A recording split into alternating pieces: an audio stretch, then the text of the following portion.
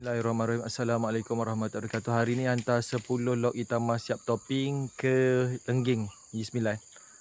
Jadi kalau siapa yang nak buat kelulut boleh hubungi saya 011177754888. Okey, tempat ni cantik penuh dengan pokok durian. Tengah berbunga durian dia.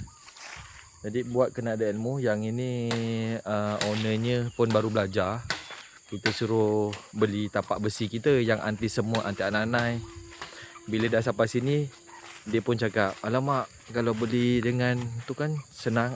Sebab tu kalau nak beli, buat kelulut ni biar modal dia sekali je.